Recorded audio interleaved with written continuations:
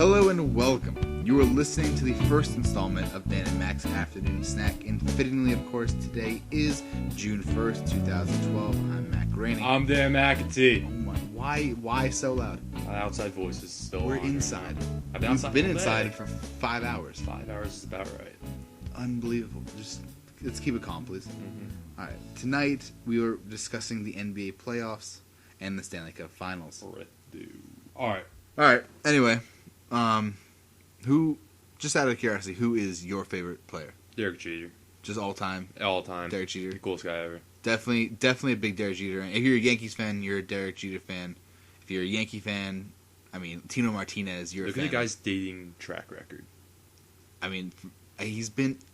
I think the fact that makes Derek Jeter the most, liked player on the Yankees team, and I mean, I can tell you other people that like Derek Jeter that aren't even Yankees fans. Mm-hmm. I can tell you Red Sox fans that like Derek Jeter.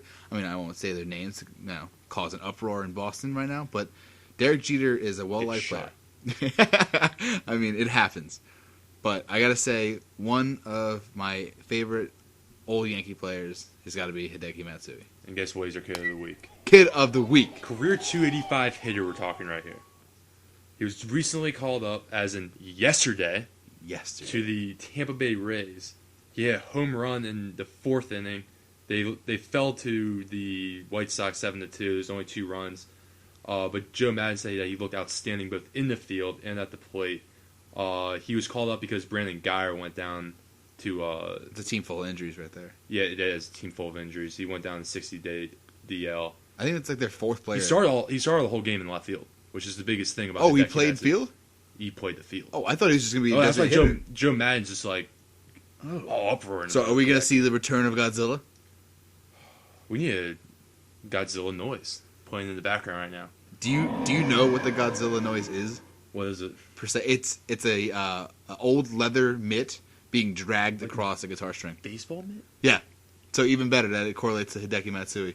I And the don't baseball know mitt. if I've ever actually seen Godzilla. Like I've seen like there's like I feel like there's so many Godzillas, and there's also that huge like King Kong. I always confuse King Kong with Mothman.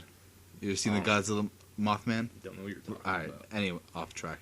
But I would pay now to see Hideki Matsui play some ball. Hideki Matsui, the thing I love about this kid is that he's just a fastball hitter. He just sits there, and if you throw a fastball to Godzilla, I mean, he's going to destroy it. it's gone. He's going to destroy it. He's going to destroy it. And he's a fun player to watch. Obviously, his knees aren't good. He's had horrible knee problems for a while. I mean, how He's old is he? 37 years old. 37. This is a 37-year-old kid. That's a kid. He's not giving 37. up. He's still going to be playing. He's going to play till he's 40. He's going to keep playing. He's going to be the Brett Favre of the MLB. You know, this is a guy who basically was out of a job, didn't have a job in spring training, was signed, worked his way up through the ranks. He was only batting 170 in AAA. Wow. Talk about not giving up. I mean, I don't know why they call him up. He's batting 170 in AAA, but guess what? He's Godzilla and he's a kid. And he's back in the major you leagues. bat like that, and they bring him up, and he hits a 2-run shot, and he plays left field the whole game. There's definitely something there. That's the most key thing about it. He hit a home run, and I love Godzilla hitting home runs, but him playing left field the whole game is the most key thing to that team. He still got it. He still's got something in the tank. Hopefully he still got it. I mean, got it there and play a game. June 1st. I know. So, I'm giving him a little way too much credit. Yeah. At this point. Of course he's fresh, or hopefully he's fresh because he just got called up. So he's our kid of the week. And let me rephrase that. Kid of the week. I definitely Hideki Matsui. can't wait to see him play. Matsui. Kid of the week. Okay. All right. This year alone, just 2011-2012 season, three... Are you kidding? Excuse me, keep on going. What? Keep on going. 3 favorite players to watch. Well, you're talking about this year. Just this year. Jeremy Lin has to be number 1 on the I mean, list. biased opinion, my favorite just this year. I mean, I am all aboard Linsanity, and I'm not a bandwagon fan. I'm a Knicks fan. Just a great player to watch. Just incredibly fun to watch. Assists all over the place, and you gotta love that. Except those turnovers were pretty... Yeah, in key games he had some bad ones. But I you mean, know what? I remember Toronto, I think it was Toronto Raptors, like 5 seconds left, he pulls up, top of the 3, nails it, like nothing, and the crowd went wild in Toronto like it was a home game. It reminded me of Tebow time. And I know it's changing sports, but it did remind me of Tebow time. All right, let's not don't get me started on Tebow. We're not going to get started on Tebow time. We're talking to a Jets fan over here. All right. Other two players. You said... Other two. Derrick Rose. Okay. Derrick Rose is the freaking man.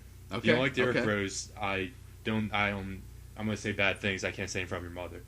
But but I mean, injury. I mean, but that guy carried the team, and look what happened to that team. Peyton Manning in the NBA right there.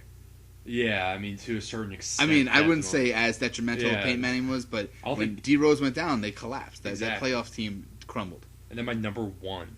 All right. Well, not from this past season, but my number one in the last few years has to be Kevin Durant, product of Montrose Christian of Rockville, Maryland. This kid, shooting small forward, moves the ball around, absolute beast in the paint. I love OKC and their youth. I've loved watching them the last couple of years. I can't say I'm cheering for them in this series. I really can't say I am. I'm pulling for the Spurs, to be honest. I'm really pulling for the Spurs. I always pull for age over younger guys because age over beauty. Guess what? Kevin Durant's gonna get his championship at some point. It's gonna happen. I think he's gonna get multiple ones. I think he's gonna be the one up there instead of LeBron saying not 2, not 3, but he's not gonna showboat about it. He's gonna keep it classy and he's gonna win his rings. This kid, yeah, exactly. This kid's averaging 27 points in the last 5 games. That's 3 games against the Spurs. They just finished Game 3 tonight in their first win. They're now down 2-1 in the series. That's also encompassing the last 2 games against the Lakers. He's a guy who's not a ball hog either. He's a lengthy dude, moves the ball around. And he's got guys around him that can play. I mean, you got Serge Ibaka, you got Russell Westbrook. The vet, Derek Fisher. And they're all great players. I mean, this year alone, they've broken 3 NBA single-game records. Kevin Durant, 51 points. Russell Westbrook, 7 steals. And Serge Ibaka, 11 blocks. And this is a young team that we're talking about here. That is a really good name, by the way. You did mention that earlier, yes. Serge Ibaka? It's a great name. Great name. And go ahead. No, you go. I mean, I was going to say that it's the age, again. This team, average age on this team, 23 years young. 23. That's 3 years older than us. You want to talk about championships? It's going to happen. Those guys are going to grow up. I mean, it's definitely in the cards. I mean, against a Spurs team that has won a championship before, and they're a team with Tim Duncan, Tony Parker, Manu Ginobili, Kawhi Leonard. So they lost tonight. Yeah. They hadn't lost since April 26th? April 11th, I believe. April 11th was the last loss. They won 31 of 33, and they lost against the Lakers. I mean, that's a hell of a track record right there. That's actually something I've never heard of before. I mean, this year alone, they won back-to-back set games. That's 3 games against the Warriors, Lakers, and Kings. They did that twice.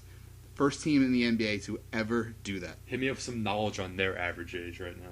I mean, the average age right now, I believe it's 31. Yeah, 31. 31. And the youngest player, I mean, that puts that on a little bit of a slide there is Kawhi Leonard is a rookie. He's 20, but the rest of that team are in the upper middle 30s. He's our age. He's 20 years old. He's playing ball at our age. What are we doing?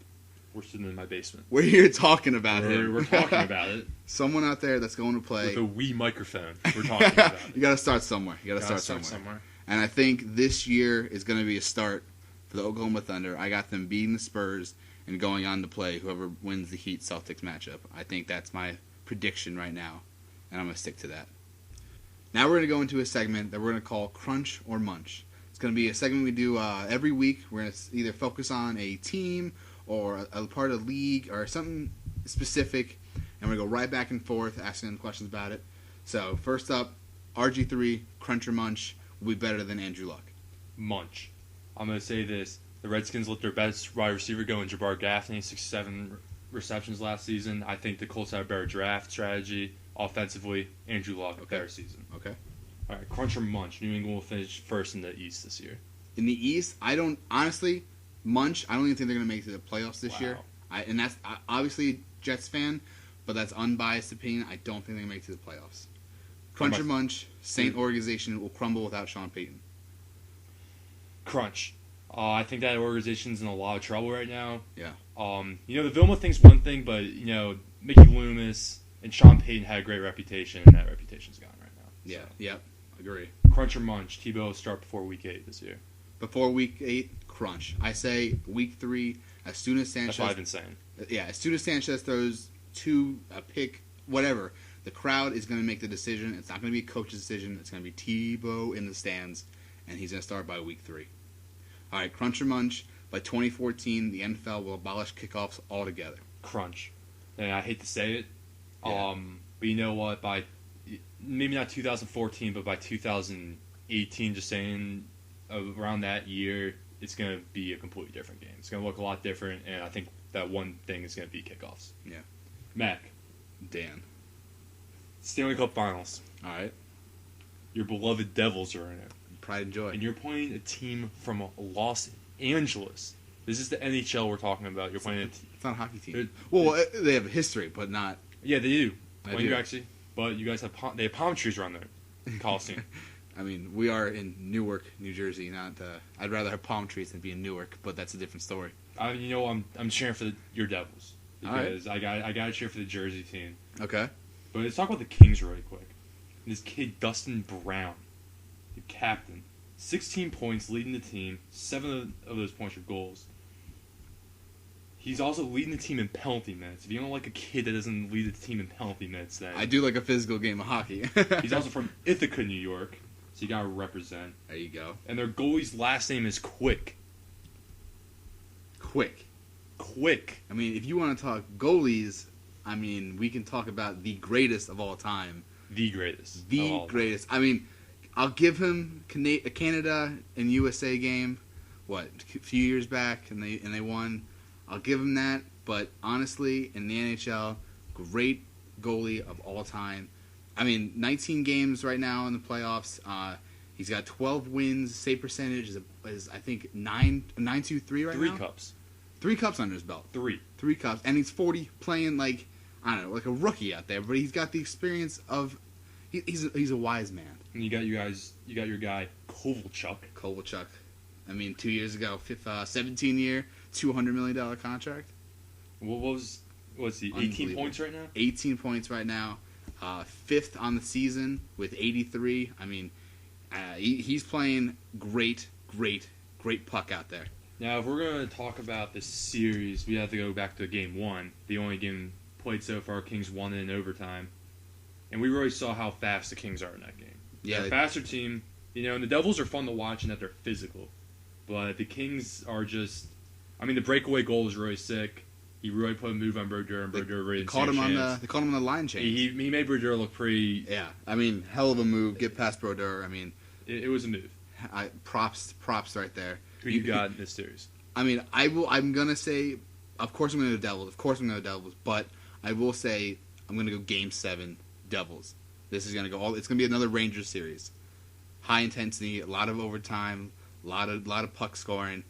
Game 7 Devils. I'm going Game 7 Kings. Oh, all right. All right, now we're going to start wrapping up the show tonight. But first, we're going to do a segment we call Popcorn Chicken. Popcorn Chicken! Where we highlight an individual athlete that goes above and beyond in the world of sports. This week comes out of the Northwest Athletic Association of Community Colleges. Yes, that's right. Derek Sahlberg, giant leaping catch over the outfield fence. We'll post it on our blog. Go check it out. It's a crazy clip. Dan. Go. All right, this just in. Phil Mickelson is withdrawn from the Memorial Tournament after shooting a 79. He claimed this because he had been shooting poorly and he wanted to focus on the U.S. Open. Matt Kemp returns to DL and will miss at least 4 weeks after he re-aggravated the same hamstring that kept him on the DL much of the season already. And Floyd Mayweather will begin an 87-day jail term in Las Vegas for a domestic battery charge. Alright, that about wraps it up. For me, I'm Dan McAtee telling you to turn those frowns upside down and keep those clowns off your side of town. And I'm Mac Rainey telling you to keep it on the field. Like us on Facebook, facebook.com/after12snack. Follow us on Twitter @after12snack. And visit our webpage at after12snack.blogspot.com. Flirpity-doo. See you guys next week.